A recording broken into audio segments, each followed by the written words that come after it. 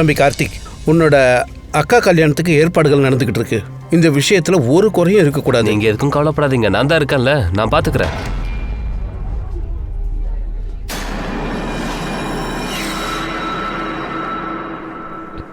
அடடா, கல்யாண வீடு இது. சம்பிரதாயப்படி மருதாணி போடணும்ல. அண்ணா நீங்க என்ன பண்றீங்க? கொஞ்சம் சீக்கிரமா பண்ணுங்கண்ணா, எல்லாரும் வந்துட்டு இருக்காங்கல்ல. ஆண்டி, நீங்க எதுக்கு தேவையில்லாம இப்படி டென்ஷன் ஆயிட்டே இருக்கீங்க? கல்யாண வீடுமா, என் பொண்ணுக்கு இன்னைக்கு கல்யாணம் இல்ல, டென்ஷன் இருக்கதானே செய்யும். நாங்க பெஸ்ட் ஃப்ரெண்ட்ஸ் தானே, அவளை நான் நல்லா பாத்துக்கிறேன். சரி, அப்ப நீ போ, சீக்கிரமா அவளை ரெடி பண்ணி கூட்டிட்டு வா. அண்ணா அது அங்க இல்ல, இங்க கொண்டு வந்து வைங்க.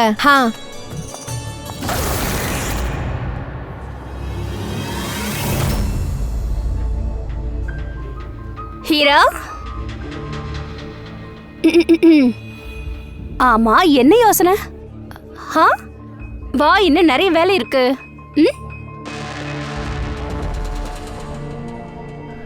நான் இப்பவும் சொல்றேன், நமக்கு இன்னும் டைம் இருக்கு. வாங்க போலாம். அட, நம்ம பையனுக்கு ஹீராவை விட நல்ல பொண்ணே கிடைக்கும். என்னம்மா நீ திரும்ப திரும்ப அதையே பேசிட்டு இருக்க? நீ விவரம் தெரியாம பேசிட்டு இருக்கிற விஷயத்த புரிஞ்சிக்க. நம்ம புள்ள ஹீராவை ரொம்பவே நேசிக்கிறான், அவளைதான் கல்யாணம் பண்ணிக்கணும்னு ஆசைப்படுறான். ஓகே கார்த்திக், இதோ வந்துட்டேன். அமிர்தா, என்னாச்சு? உன்னோட அண்ணன் தான் கால் பண்ணா, ஏதோ ஒரு வேலையா? நான் இது வந்துடுறேன். இங்க பாரு, மருதாணி போற ஃபங்க்ஷன் இருக்கு, ஸ்மைலிங் ஃபேஸா இரு.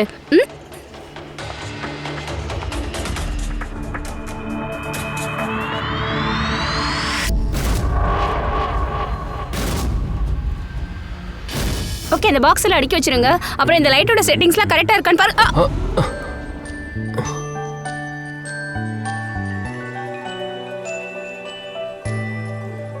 அடேங்கப்பா, இன்னைக்கு ரொம்ப அழகா தான் இருக்க. ஒருவேளை நம்ம 2 பேருக்கும் இன்னைக்கே கல்யாணம் ஆயிடுச்சுன்னா என்ன ஆகும்? Very funny joke.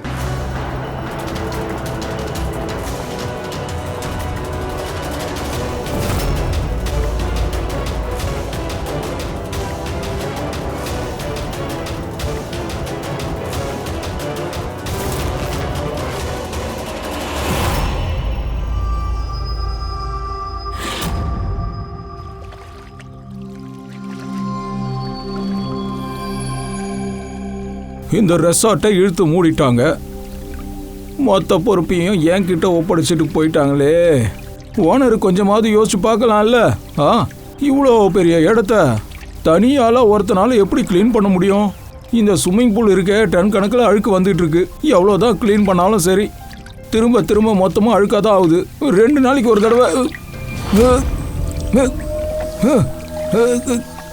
என்ன என்னவா இருக்கும்?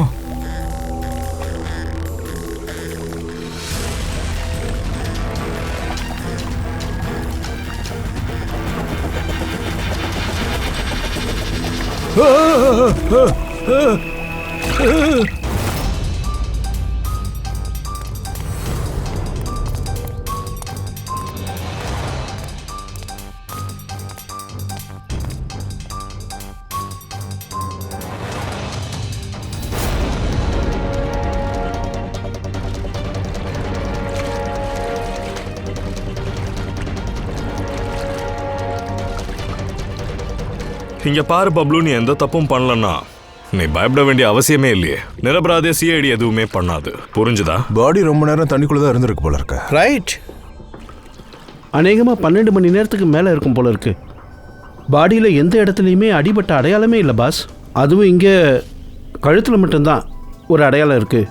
கழுத்தை நெரிச்சு கொண்டுட்டாங்களா என்ன? அவன் கழுத்து முழுக்க இது படிஞ்சிருக்கு. இந்த ரெசார்ட்டோட சாவி உன்கிட்ட தான் இருக்கா? இல்லை சார், ஓனர்கிட்ட தான் இருக்கும். நீ கேட்டை கொஞ்சம் காட்டு. பங்கஜ், ஒரு தடவைக்கு 2 தடவை செக் பண்ணு, ஏதாவது கிடைக்குதான்னு பாரு.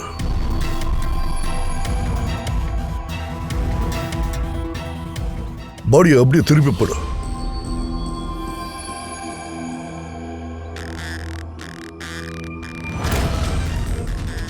சார், இது டாக்ஸியோட ரெசிப்ட் ஆச்சு. இதில் நேற்று ராத்திரி டொமஸ்டிக் ஏர்போர்ட்லேருந்து சவாரி போயிருக்கான் சார். பங்கஜ், அந்த பாடியை போட்டோ எடுத்துட்டு ஏர்போர்ட் செக்யூரிட்டி கிட்ட காட்டிப்பாரு, ஏதாவது விவரம் தெரியல. லாக் உடையவே இல்லையே. அப்படின்னா எவனோ ஒருத்தன் சாவியை போட்டு ஓப்பன் பண்ணிட்டு உள்ளே வந்திருக்கான். அப்படி இல்லைன்னா வேற ஏதோ ஒரு வழியில தான் வந்திருப்பான். சார் ஒருவேளை இந்த ரெசார்ட்டில் ஏதோ ஒரு இடத்துல வச்சு இந்த கிரைமை செஞ்சுருக்கலாம்ல? ஒருவேளை இங்கேயே வச்சு கொலை பண்ணதுக்கு அப்புறம் இதுக்குள்ள தூக்கி போட்டுருக்கலாம். இல்லை வேற எங்கேயாவது கொலை பண்ணிட்டு பாடியை இங்கே கொண்டு வந்து டிஸ்போஸ் பண்ணியிருக்கலாம். பூர்வி, இவ்வளோ பெரிய கேட்டில் எகிரி குதிச்சு பாடி எடுத்துட்டு வரேன்றது ரொம்ப கஷ்டமான விஷயம். வேற ஏதோ ஒரு வழியாக தான் பாடியை உள்ளே எடுத்துட்டு வந்திருக்கணும். ஆனால் சார் உள்ளே வர்றதுக்கு இதை தவிர வேற எந்த வழியும் இல்லை சார். அட, எங்களை எங்கள் வேலையை செய்ய விடியா. இந்த பக்கம் போய் பார்ப்போம்.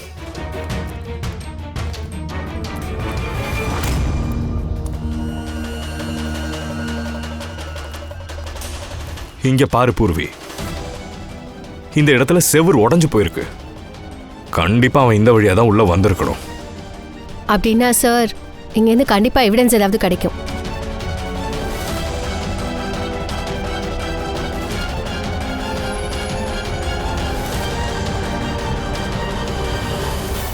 எவிடன்ஸ் கிடைச்சிருக்கு பாரு. ஒரே ஒரு நூல் ஒன்று மாட்டிருக்கு.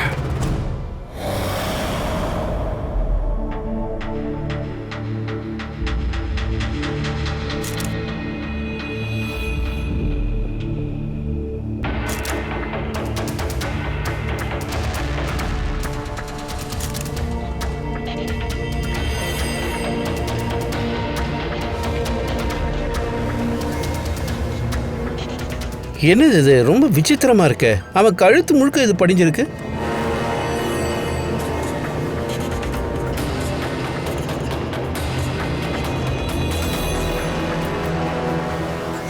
ஓ, என்ன விஷயம் சார்? இதை கொஞ்சம் ஸ்மெல் பண்ணி பாரு. மருதானியா? மருதானியே தான் தாரிகா. இவன் கழுத்துல மருதானியோட கரை படிஞ்சிருக்கு. தாரிகா, இவனுக்கு மரணம் ஏற்பட்டது கழுத்து நெரிச்சதுனால. கழுத்து முழுக்க மருதாணி அடையாளம். அப்படின்னா இவன் கழுத்து நெரிச்சவங்களோட கைகளில் மருதாணிய போட்டு இருந்திருக்காங்க. நான் நினைக்கிறேன் இந்த கொலை செஞ்சவ ஒரு வேளை ஏதாவது பொண்ணாக தான் இருந்திருப்பா. அப்புறம் அவ எந்த நேரத்தில் கொலை செஞ்சிருக்கான்னா அவ கையில் மருதாணி போட்ட நேரத்தில் தான் இருக்கும்னு நினைக்கிறேன். ரைட். இப்பெல்லாம் கல்யாண சீசன்றதுனால கண்டிப்பாக ஏதாவது ஃபெஸ்டிவல் ஃபங்க்ஷன் ஏதாவது கல்யாணம் இருந்திருக்கும். ரைட். அதனால தான் அபிஜித்துக்கு ஒரு கோல்டன் கலர் நூல் கிடச்சிருக்கு. அநேகமாக அது ஏதாவது காஸ்ட்லியான ட்ரெஸ்ஸோட தான் இருக்கும், பார்ட்டியில் போடுற மாதிரி. அப்படின்னா இந்த தங்க நிற நூல் கழுத்தில் படிஞ்சிருந்த அந்த மருதாணி, இது ரெண்டும் தான் கொலைகாரன் யாருன்னு சொல்ல போகுது.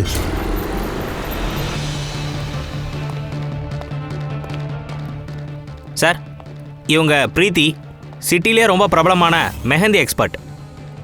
அம்மா பிரீத்தி, இந்த பாடியை கொஞ்சம் நல்லா பாரு. இந்த பாடியோட கழுத்துல மருதாணிக்கார படிஞ்சிருக்கிறது தெரியுதா? ஸோ இந்த மருதாணியை பத்தி எங்களுக்கு கொஞ்சம் சொல்லு. டோன்ட் வரி, பயப்படாதீங்க, நாங்களாம் இங்கே தான் இருக்கோம். மேம், ஒரு கொலைகாரன் வெளியே சுத்திட்டு இருக்கான். நீங்க கொஞ்சம் தைரியமாயிருங்க ப்ளீஸ். முன்னாடி வாங்க. யாரோ மருதாணி போட்ட கைகளால் இவன் கழுத்தை நெரிச்சிருக்காங்க. இங்கே பாருங்க. அதில் கொஞ்சம் மருதாணி அந்த ஆளோட முடியிலையும் பட்டிருக்கு, அதாவது தலைக்கு பின்னாடி. மருதாணியோட டெக்ஸ்டர் டேமேஜ் ஆயிருக்கு. ஆனா ஒரு விஷயம் தெரியுது, மருதாணி கையால தான் போட்டிருக்காங்க. கைகளாலையா? ஆமா சார். பொதுவாக ஜனங்க வெவ்வேறு டிசைன்ஸ் பண்றதுக்காக ஸ்டென்சில்ஸ் தான் யூஸ் பண்ணுவாங்க. அப்போ இந்த டிசைன் ஸ்டென்சிலால இல்லை கைகளால் போட்டதா? ஆமா சார். சரி, நீங்க என் கூட ஒரு நிமிஷம் வாங்க.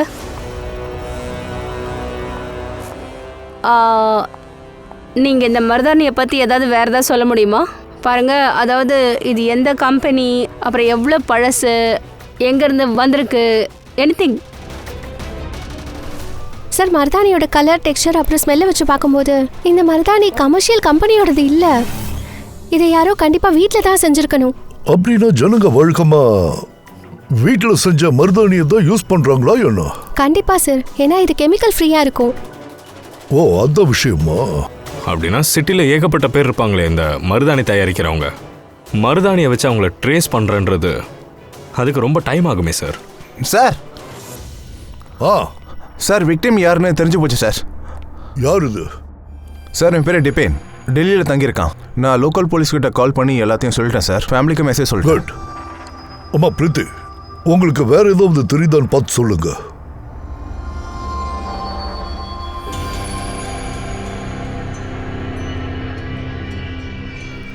ஒரு நிமிஷம் சார். சார், மருதாணியோட டிசைன்லேருந்து இன்னொரு விஷயம் தெரிஞ்சு போயிருக்கு. அது என்னது? சார், அந்த பொண்ணை பற்றி தான் சொல்கிறேன். யாரோட மருதாணி இவர் கழுத்தில் பட்டிருக்கோ அந்த பொண்ணோட கல்யாணம் அப்படி ஒரு பையன் கூட தான் நடக்க போகுது. அவனோட பேர் ஆர்ல ஆரம்பிக்கும். ஆரா? அந்த ஆறுங்கிற விஷயம் உங்களுக்கு எப்படி தெரிஞ்சது? சார், புது பொண்ணு மருதாணி போடும்போது அந்த பையனோட இனிஷியலை தான் போட்டுப்பா. சார், இது அந்த மாதிரி இனிஷியல் மாதிரி தெரியுது. ஆமாம் பாஸ், ஆறுங்கிற அடையாளம் தலைக்கீழ பதிஞ்சிருக்கு. ஆர்.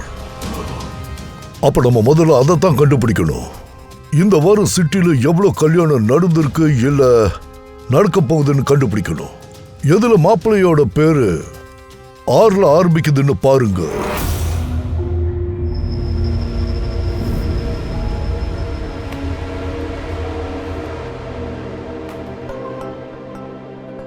என்ன சார் இது? இந்த வாரம் மட்டும் 120 பேருக்கு கல்யாணம் நடக்க போகுது. ஒரே நேரத்தில் இவ்வளோ கல்யாணமா? ஆமாம் பங்கஜ், இவ்வளவு கல்யாணத்துக்கு நல்ல முகூர்த்த நேரம் போயிட்டு இருக்குல்ல, அதனால தான். ஸோ நீயும் கல்யாணம் பண்ணிக்கணும்னு நினச்சேன்னா இதுதான் கரெக்டான நேரம். அட என்ன சார் நீங்கள்? என்னாச்சு? ஆறுங்கிற பேர்ல எத்தனை மாப்பிள்ளைங்க இருக்காங்க சார்? கூட்டி கழிச்சு பார்த்தா மொத்தம் 12 கல்யாணம். அதில் மாப்பிள்ளையோட பேர் வந்து ஆர்ல ஆரம்பிக்குது சார். அப்படியா? ஹலோ. ஆ ஆஹா ஆ சார், இவன் வண்டி ஒரே வார்த்தையெல்லாம் மாட்டிக்கிட்டு இருக்கு சார். ஆமாம் ஆமாம், எஸ் எஸ். கடவுளே. ஆ ஓகே, தேங்க்யூ சார். பங்கஜ், டெல்லியில இருந்து ஆஃபீஸர் தான் சார் கால் பண்ணாரு. அவர் அங்கே இத்தனை வீட்டுக்கு போனாரா, ஆனால் அங்கே யாருமே இல்லையா சார். அப்புறம் பக்கத்து வீட்டில் விசாரிச்சிருக்காங்களா, அவளுக்கு ஒரு தங்கச்சி இருக்கான் ஷாலினின்ட்டு. ஷாலினியோட நம்பர் அவருக்கு கொடுத்தாரா? ஆமாம் சார், அனுப்பியிருக்காரு. அவர் என்ன சொன்னாருன்னா, இப்போ 4 மாதத்துக்கு முன்னாடி தான் அவர் டெல்லியில் ஷிஃப்ட் ஆயிருக்காரு. ஒரு பொண்ணோட பிரேக்கப் அடித்தான். ஸோ அதனால அவர் அங்கேருந்து மூவ் பண்ணியிருக்காரு. அதனால அவருக்கும் ஷாலினிக்கும் சண்டை வந்திருக்கு சார். அதனால தான் அவன் கிளம்பி இங்கே வந்திருக்கான். டிப்பனை பிரேக்கப் பண்ணிட்டு போன பொண்ணோட பேர் என்னன்னு அந்த பொண்ணு சொன்னா? ஹீரா. ஹீரா சார், ஒரு வேளை நேற்று ராத்திரி திபன் ஹீராவோட கல்யாணத்தை நிறுத்துறதுக்காக வந்திருக்கலாம்ல. அப்புறம் ஹீராவை அவனே கொண்டு இருக்கலாம் சார். அப்புறம் இந்த வெட்டிங் கார்ட்ஸில் ஹீரான்ற பேரில் ஏதாவது கார்டு இருக்கா?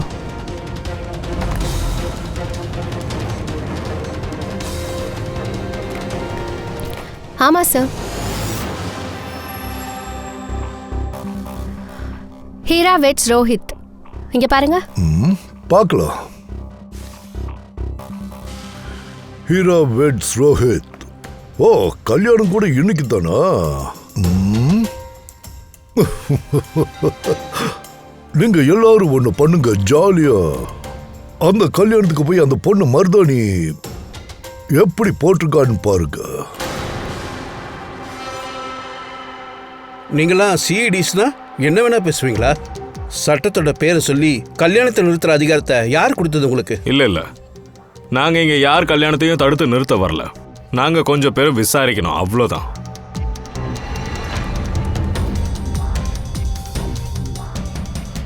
ஆனால் சார், இந்த விசாரணை என் சிஸ்டர் கல்யாணத்துக்கு அப்புறம் கூட பண்ணலாம்ல. இப்போ உங்களுக்கு கல்யாணம் பண்ணி வைக்கணும்னு ரொம்ப அவசரப்படுறீங்கல்ல? அதை விட அவசரம் எங்களுக்கு தான். கொலைகாரனை பிடிச்சாகணும். ஆனால் யாரை கொலை பண்ணாங்க? இந்த ஆளை யாருக்காவது தெரியுமா?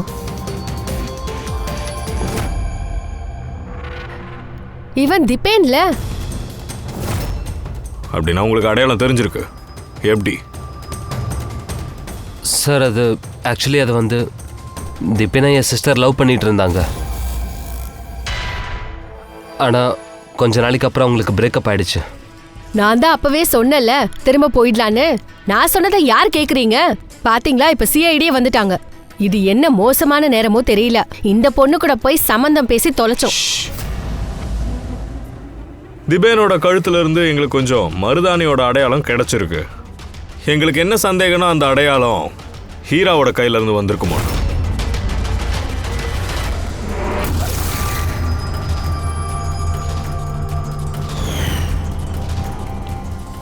கொஞ்சம் செக் பண்ணு பூர்வி. ஹீரா கொஞ்சம் எழுந்துரு. நீங்க என்ன பண்றீங்க? அவங்க இன்னும் உனக்கு பொண்டாட்டி ஆகல. அவங்க இப்போ ஒரு சஸ்பெக்ட். எங்க சந்தேக பார்வையில தான் இருக்காங்க. எங்களுக்கு சந்தேகமா இருக்கு அவங்க தீபனை கொலை பண்ணிருக்கலாம்னு தோணுது. ஆமா, இங்க என்ன நடக்குது? என்ன? உன்னோட கையை காட்டு.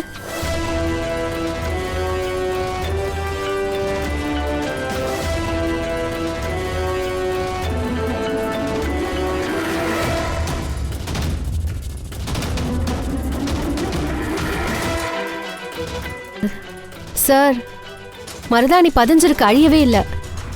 அப்படின்னா திபேனோட கழுத்துல இருந்த மருதாணி அடையாளம் அது யாரால வந்திருக்கும்? பூர்வி அவங்களோட முக்காடை எடுத்து மாத்த. சார்,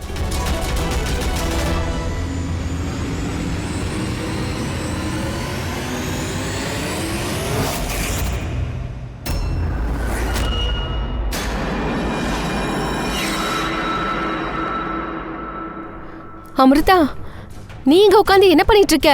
என் பொண்ணு ஹீரா எங்க? சொல்லு. அமிர்தாவா? யாரு உங்க? இவ என் பொண்ணோட ஃப்ரெண்டு. ஓ, மண்டபத்துல இருந்து கல்யாண பொண்ணே எஸ்கேப்பா? கல்யாண பொண்ணுக்கு பதிலாக அவளோட ஃப்ரெண்டு மணமேடையில உட்காந்துருக்கா.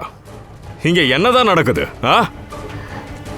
சார், அது என்னன்னா நேற்று ராத்திரி நான் ஒன்றும் ஃப்ளர்ட் பண்ணலப்பா. நான் உன்னுடைய அழகை பாராட்டிக்கிட்டு இருக்கேன். ஓ, அப்படியா? பாராட்டுறீங்களா? நீ இருக்க பாரு, ஜென்மத்துக்கும் திருந்த மாட்டேன்.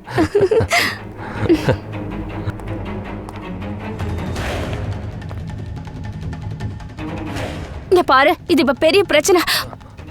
அமிர்தா நில்லு. கார்த்திக், என்னாச்சு? அது நான் இப்பதான் தீபினை பார்த்தேன். அவ ஹீரோவை கூட்டிட்டு ரூம்குள்ள போயிட்டு இருந்தா. திபீன், அவனுக்கு என்ன தம்புற? எங்க இருக்கா? இந்த சைடு தான். வா போலாம்.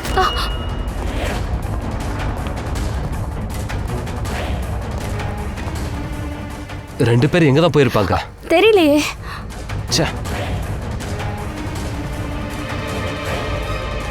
இது ஹீராவோட ஃபோன் தான். இங்கே சொல்றீங்களா இல்ல?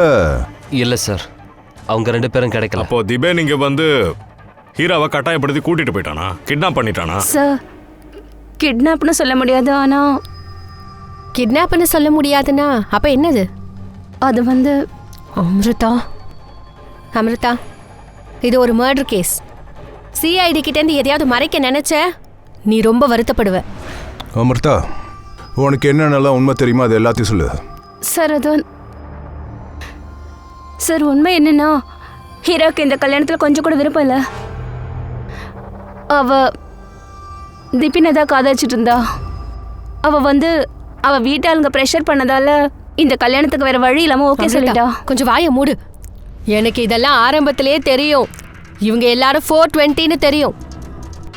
ரெண்டு பேருக்கும் இன்னும் என்னென்ன ரகசியம் இருக்கு எல்லாத்தையும் சொல்லுங்க.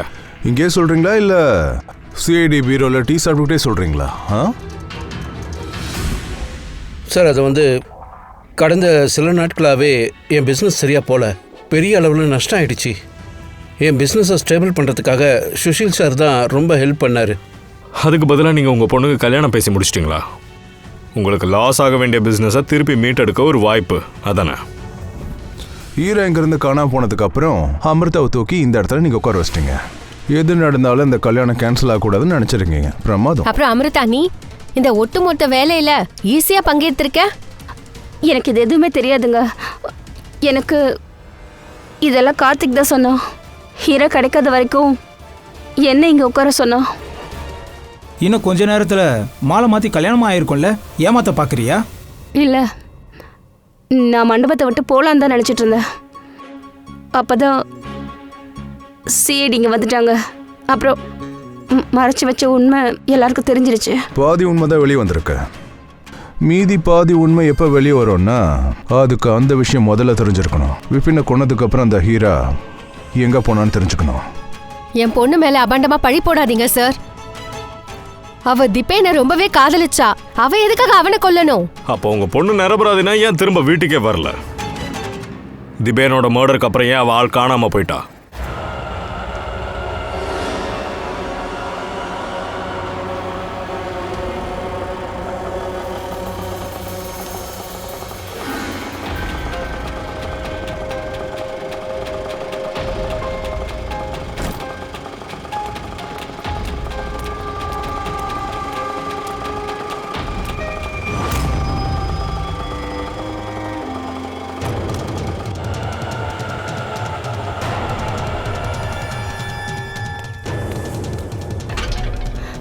கால் லாக் பண்ணிருக்கு.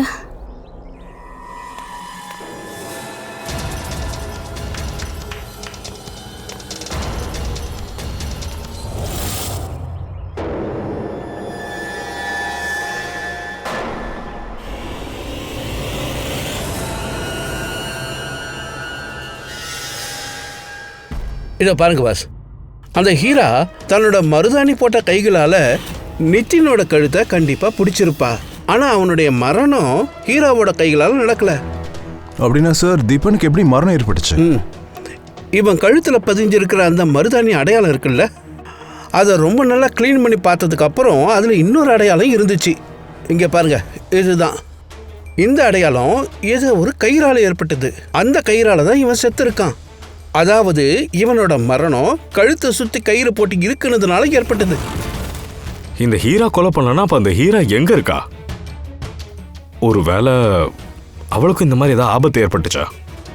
சார், எனக்கு ஒரு விஷயம் தான் புரியவே இல்லை சார். அப்படி ஒருவேளை இந்த ஹீரா கொலை பண்ணலைன்னா இதை செஞ்சது யாரா இருப்பாங்க? ஒருவேளை இந்த கொலைய ஹீரோவோட வீட்டு ஆளுங்க கூட செஞ்சிருக்கலாம்.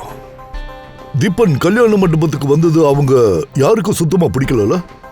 ஒருவேளை அவனால கல்யாணத்துல தடை வந்துடும்னு அவனை கொண்டிருக்கலாம்ல. சார், ஹீரோவோட ஃபோன்ல இருந்து ஒரு விஷயம் தெரிய வந்திருக்கு சார். அவள் காணாமல் போகிறதுக்கு 3 நேரத்துக்கு முன்னாடி தீபனோட சிஸ்டர் ஷாலினி கால் பண்ணியிருக்கா. அவள் டெல்லியில இருந்து பாம்பே வந்திருக்கா, ஆனால் அவள் ஃபோனே எடுக்கல. ஷாலினியா? ஷாலினியோட ஃபோன் நம்பரை ட்ராக் பண்ணு. இப்போ அவள் எங்க இருக்கான்னு தெரிஞ்சாகணும். அப்புறம் கோல்டு கலர்ல ஒரு நூல் கிடைச்சதுல்ல, அது யாருதான் இருக்கும்? ஒன்னும் சுத்தமா புரியலையே.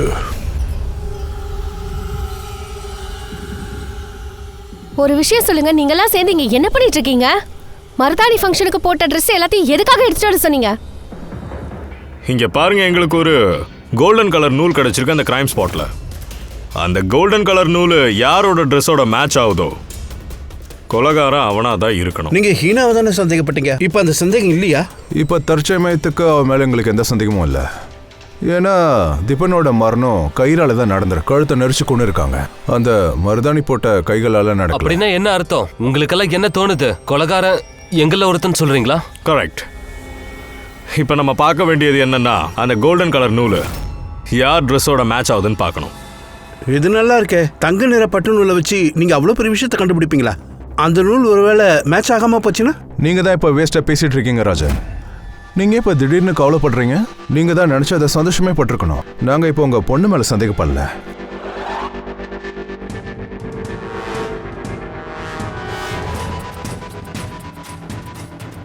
சார், இது அந்த கோல்டன் கலர் நூல் ராஜனோட குர்தாவோட மேட்ச் ஆகுது சார். சார் இங்க பாருங்க, நூல் இங்க இருந்து தான் இழுக்கப்பட்டிருக்கு.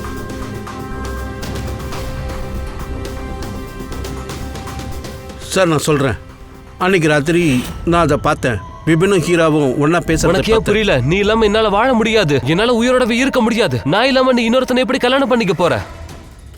நான் வேகமா கீழே வந்து பார்த்தேன். அதுக்குள்ள அவங்க 2 பேரும் போயிட்டாங்க. விபினோட அட்ரஸ் ஹீனாவோட பழைய லெட்டர் இருந்து கிடைச்சது. அந்த அட்ரஸை வச்சுக்கிட்டு அவன் வீட்டுக்கு போனேன்.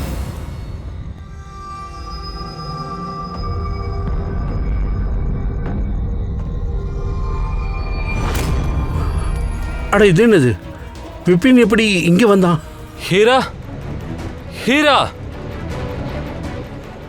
ஹீரா, ஹீரா, ஹீரா, ஹீராமா.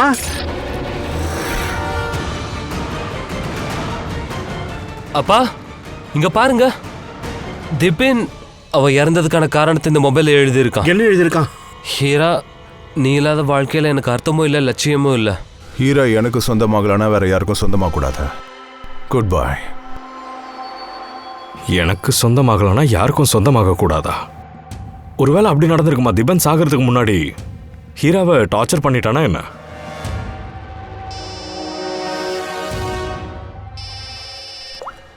சொல்லு பங்கஜ். திபன் சிஸ்டரோட ஷாலினியோட மொபைல் நம்பர் ட்ராக் ஆயிடுச்சா?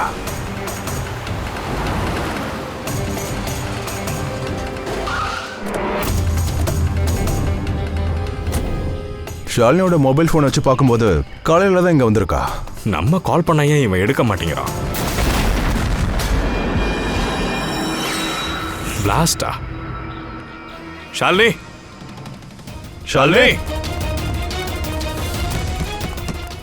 ஷாலினி.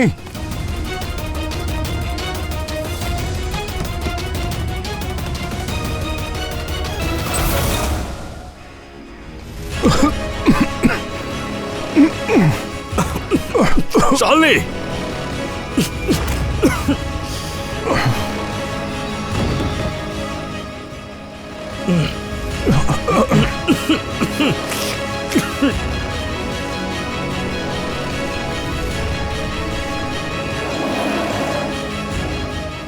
ஏய், என்னாச்சு?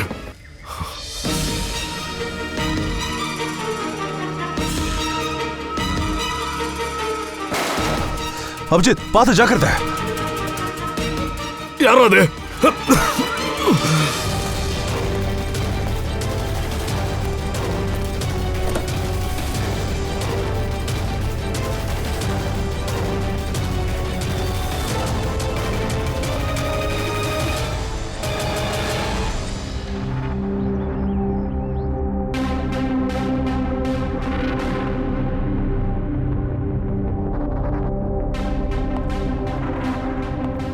அபிஜித், தயா, இப்போ கண்ணு எப்படி இருக்கு? பரவாயில்ல சார். நல்ல வேலை சார், நாங்கள் அந்த பாய்சனஸ் கேஸில் ரொம்ப நேரம் நிற்கல. ஆனால் ஷாலினி ஹீராவோட கண்டிஷன் ரொம்ப மோசமாக இருக்கு. டாக்டர் செக் பண்ணிட்டு இருக்காங்க. ஆக்சுவலி அது என்னது அந்த பாய்சனஸ் கேஸ்? தெரியல சார், அது ஏதோ டைம் ஸ்மோக் பாம்பா இருக்கும்னு நினைக்கிறேன். இந்த திபன் பக்காவை பிளான் பண்ணி அடிச்சிருக்கான் சார். சூசைடுக்கு அப்புறம் அவன் ஹீராவே ஒரு அடியாக போட்டு தள்ள நினச்சிட்டான்னு நினைக்கிறேன். ஆமாம் சார், அவன் தான் ஏற்கனவே சூசைட்னு எழுதி வச்சிருக்கான்ல, ஹீரா எனக்கு சொந்தமானா வேற யாருக்கும் சொந்தமாக கூடாதுன்னு. சார், ஹலோ டாக்டர், இப்போ ஹீராவுக்கு எப்படி இருக்கு? உயிருக்கு ஒன்றும் ஆபத்தில் சேஃப் தான். ஆனால் கொஞ்சம் மயக்கம் தான் தெரியல. அப்படியா? அப்போ Shalini? I am sorry sir, எங்களால் அவங்கள காப்பாற்ற முடியல.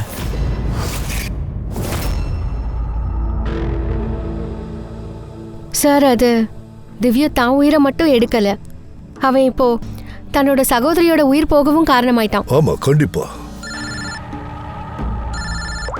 சொல்லு சொல்லு. அப்படியா? அப்ப சரி, நாங்க இப்ப அங்க வந்துடுறோம். என்னாச்சு சார்? சோலனுக்கு என்ன சொல்றேன்னா, திப்பன் தற்கொலை பண்ணிக்கலான்னு.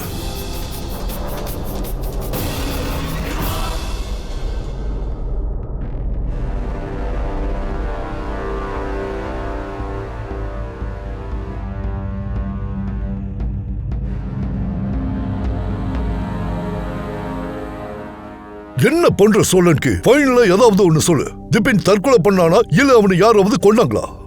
நீங்க எல்லாருமே பயங்கரமா இரிட்டேட் ஆயிருக்கீங்கிறது எனக்கு தெரியும். சலங்கியால எதுவும் பண்ண முடியலன்னு நீங்க நினைக்கிறீங்க. ஒரு வாட்டி பார்த்தா ஹீரா தான் கொலையை பண்ணான்னு சொல்றான், இன்னொரு வாட்டி பார்த்தா ஹீரோ கொலை பண்ணலன்னு சொல்றான், இன்னொரு சமயம் பிபின் தற்கொலை பண்ணிக்கிட்டான்னு சொல்றான், இன்னொரு தடவை தற்கொலை பண்ணிக்கலன்னு சொல்றான். அப்படிதானே நீங்க நினைக்கிறீங்க. ஆனா இந்த காலத்துல எவிடன்ஸ் கொஞ்சம் கொஞ்சமா தானே கைக்கு வந்து சேருது. அட சார், என்ன எவிடன்ஸ் கிடைச்சிருக்கோ அதையாச்சும் சொல்லுங்களேன். இதை பாருங்க பாஸ், ஒரு மனுஷனை தூக்கு கயிறுல கட்டி தொங்க விட்டுட்டா கயிறு இழுக்கப்படுற நேரத்தில் அந்த ஆளுக்கு மூச்சடைப்பு ஏற்படும். அந்த மனுஷன் மூச்சு விடுறதுக்காக துடிப்பான். அவன் கழுத்து எப்படி அப்படியே அசையும். அப்படி எல்லா பக்கமும் கழுத்து அசையறதால இந்த முடி நல்லா இழுக்கும். அப்போ அந்த மனுஷனுடைய பின் கழுத்துல தூக்கு கயிறோட முடிச்சிருக்குல்ல, அதோட அடையாளம் விழும்.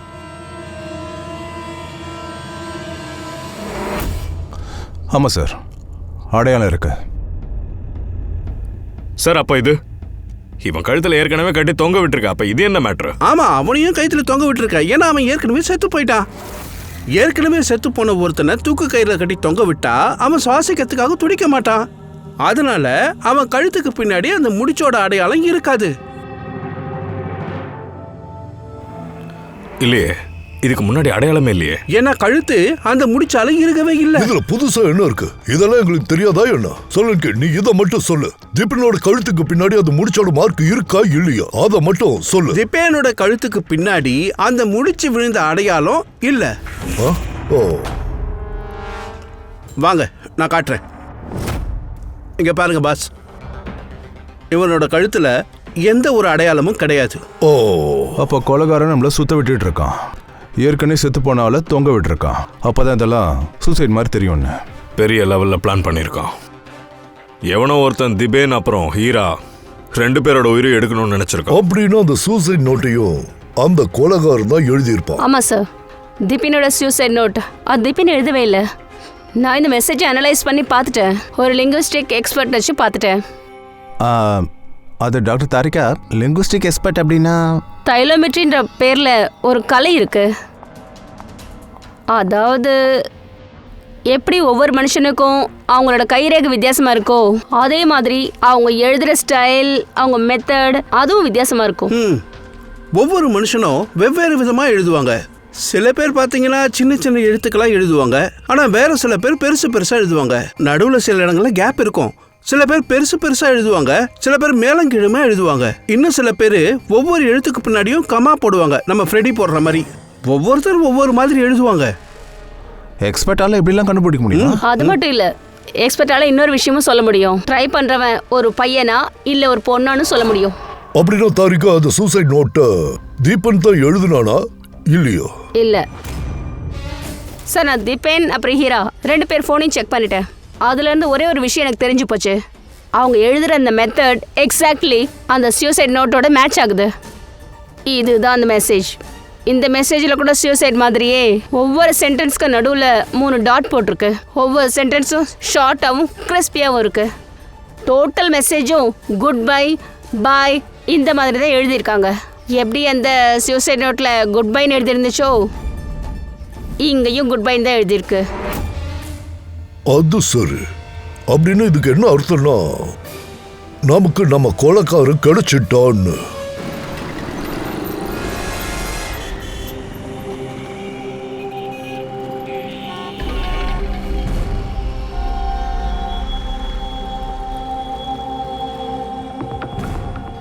அப்படிதான் பண்ணுவேன். என்னடா பண்ணுவேன்?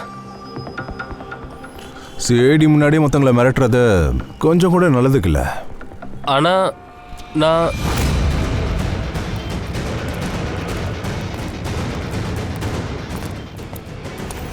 அடடடடடடா, லலித் சார் எங்க ஓடிட்டு இருக்கீங்க? முதல்ல ஒரு விஷயம் சொல்லிட்டு போங்க. இவனை எதுக்காக கொலை பண்ணீங்க? நீங்க என்ன சொல்றீங்க? நான் யாரையும் கொலை பண்ணல. அப்படியா? உண்மையா சொல்ல போறியே? இல்ல உண்மையை சொல்றியா? இல்ல மண்டையை உடைச்சிருவா. இல்ல இல்ல, நான் தான் கொன்னேன். ப்ளீஸ் ப்ளீஸ் என்னை இறக்கி விடுங்க ப்ளீஸ். வாடா. ஒன்று நீ திபேனை கொலை பண்ணியிருக்க, அதுக்கப்புறம் அதை வேற மாதிரி ப்ரொசீட் பண்ணி நீ அதை தற்கொலை மாதிரி காட்டியிருக்க. ஆமா, இன்ஃபேக்ட் நான் தான் அவனோட சூசைட் நோட்டை எழுதினேன். ஆனா என்ன? ஆனா இது எதுவுமே நான் எனக்காக செய்யல, வேற ஒருத்தவங்க சொன்னதுக்காக தான் செஞ்சேன். எவன் அப்படி செய்ய சொன்னது? டாக்டர் சார், என் பொண்ணுக்கு மயக்கம் எப்போ தெரியும்?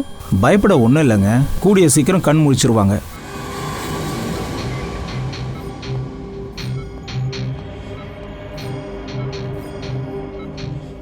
லலித்,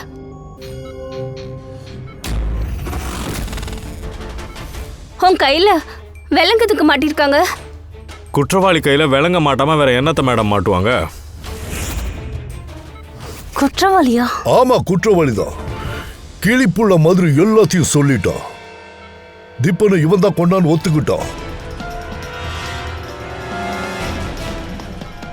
லலித், இவங்கெல்லாம் என்ன சொல்றாங்க? நீ எதுக்காக இப்படி ஒரு காரியத்தை பண்ண?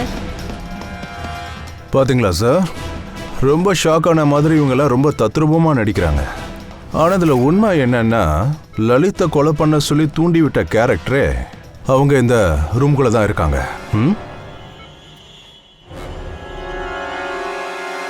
நீங்க என்ன சொல்றீங்க? இங்க என் பொண்ணு வாழ்வா சாவான்னு போராடிக்கிட்டு இருக்கா. ஆனா நீங்கெல்லாம் சேர்ந்து என் மேல பழிய போடுறீங்க. இல்ல, அவங்க வாழ்வுக்கும் சாவுக்கும் நடுவுல போராடல, ஆனா உண்மைக்கும் பொய்க்கும் நடுவுல போராடிக்கிட்டு இருக்காங்க. அவங்க மயக்கமால இல்ல, இதெல்லாம் சும்மா நடிப்பு. என்ன? இதையெல்லாம் செஞ்சது ஹீரா தான். இவ தான் லலித் கிட்ட சொல்லியிருக்கா ஜிப்பனை கொல்லணும்னு.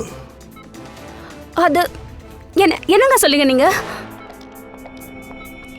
இவ நிலைமைய கொஞ்சம் பாருங்க. உங்க எல்லாருக்கும் அப்படி தோணுதா? இவ வேணும்னே இப்படி ஒரு காரியத்தை பண்ணிருப்பாளா? சார், இன்ஜெக்ஷன் போடலாமா? ஆமாமா, கண்டிப்பா, சீக்கிரம். அது எந்த விஷயத்துக்காக இன்ஜெக்ஷன் போடுறீங்க? உண்மையை சொல்றதுக்கு இந்த இன்ஜெக்ஷன்ல ஒரு கெமிக்கல் இருக்கு. அது உடம்புக்குள்ள போனதுமே மனுஷங்க உண்மையை சொல்ல ஆரம்பிச்சிருவாங்க.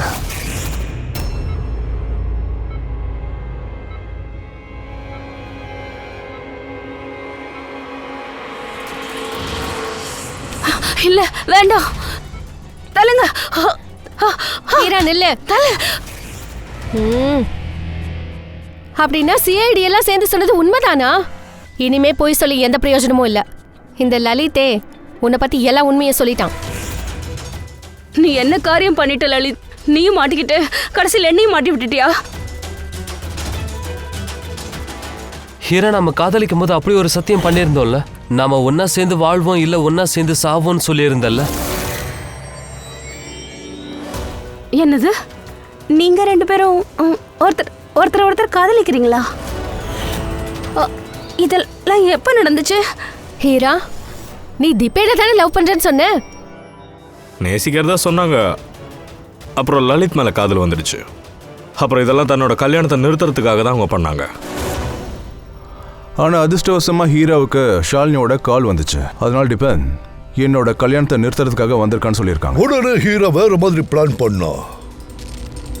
திபினோட கதையை முடிச்சுட்டா எல்லாம் சரியாயிடும்னு அவன் நினைச்சா. நாங்க முதல்ல திப்பினை கொல்லலாம்னு தான் நினைச்சோம்.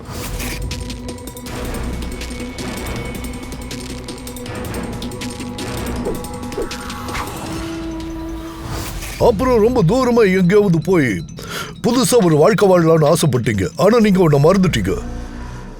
தப்பு செஞ்சவங்க ஒரு நாள் நிம்மதியா வாழ முடியாது. புரிஞ்சதா? எங்க பிளான் எல்லாம் கரெக்டா தான் போயிட்டு இருந்துச்சு. ஆனா அப்பாவும் கார்த்திக்கும் வந்து எங்களோட டோட்டல் பிளானே ஃபிளாப் ஆக்கிட்டாங்க. நாங்க திபினோட பாடியை டிஸ்போஸ் பண்ண பிளான் பண்ணோம்.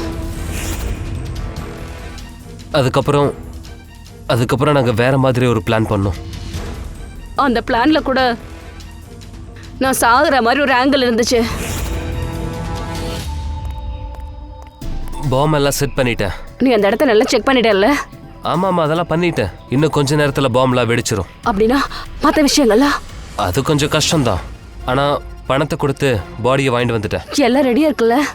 அந்த பாடிக்கு என்னோட ட்ரெஸ்ஸை போட்டு விட்டுருவேன். அந்த பாம் வெடிச்சது எல்லாரும் நினைச்சுப்பாங்க திபினோட சேர்ந்து நானும் செத்து போயிட்டேன்னு. சரி, நான் பாம்பை செக் பண்ணிட்டு வரேன். ஓகே?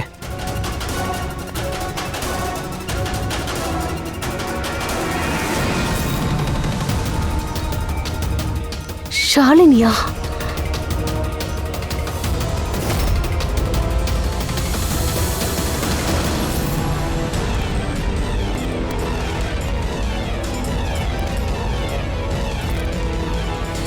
கடைசியில நீ ஷாலினியையும் கொன்னுட்ட. வேற என்னதான் பண்றது? அவ எல்லாத்தையும் பார்த்து தொலைச்சிட்டா. அதுக்கப்புறம் வேற வழியே இல்ல. ஆனா ஒரு விஷயம் தான் எனக்கு புரியல. பாய்சனஸ் கேஸை எதுக்காக யூஸ் பண்ண? பாய்சனஸ் கேஸால முகம் எதுவும் மாறாது. ஹிஸ்டரியில இருந்து கொண்டு வந்த அந்த டெட் பாடிக்கு. அப்புறம் நீ ஏன் அப்படி நினைச்ச? நாங்க அது உன்னோட பாடின்னு நினைப்போன்னு. நாங்க பாய்சனஸ் கேஸை யூஸ் பண்ற ஐடியாவே இல்ல. நாங்க இந்த வீட்டையும் பாமால வெடிக்க வச்சிடலாம் நினைச்சோம். ஆனா இந்த முட்டா பையன் லலித் எங்க இருந்தா அந்த பாம்பை கொண்டு வந்தானோ தெரியல. அந்த பாம்பு வெடிக்கவே இல்லை. வேஸ்டா போச்சு. புதுசா ஒரு பாம்பை வெடிக்க வைக்கலன்னு நினைக்கும் போதுதான் நாங்க உங்க வண்டி வந்த சத்தத்தை கேட்டோம். நாங்க உடனே பிளானை சேஞ்ச் பண்ணிட்டோம். இவன் என்னை கட்டி போட்டு அங்கேருந்து எஸ்கேப் ஆயிட்டான். அப்ப எல்லாரும் நினைப்பாங்க குற்றத்தை செஞ்சது நான் இல்லை, ஏன்னா நான் பாதிக்கப்பட்டிருக்கேன்னு நினைப்பாங்க. அப்புறம் இந்த வீட்டோட மறுபக்கத்துல போய் பதுங்கிட்டேன். அங்க கேஸ் எதுவும் இல்லை. அப்புறம் நான் சந்தர்ப்பம் பார்த்து எஸ்கேப் ஆயிட்டேன். அதை பார்த்து நீங்க எல்லாரும் நினைச்சிருப்பீங்க இது எல்லாத்தையும் திப்பின் தான் பண்ணான்னு. அவனும் தற்கொலை பண்ணிக்கிட்டான். ஆனா ஹீராவை கொல்ற விஷயத்துல தோத்து போயிட்டான். வாழ்க்கைங்கிறது ஒன்னா சேர்ந்து வாழத்தான். ஒன்னு இல்ல, ரெண்டு இல்ல, நீங்க 3 பிளான் பண்ணிருக்கீங்க. அதனால 2 அப்பாவி உயிர்கள் பறி போயிடுச்சு. நீங்க செஞ்ச பாவத்துக்கு சரியான தண்டனை தூக்கல தொங்கிறது தான். தப்பு செஞ்சா நிச்சயமா தண்டனை உண்டு.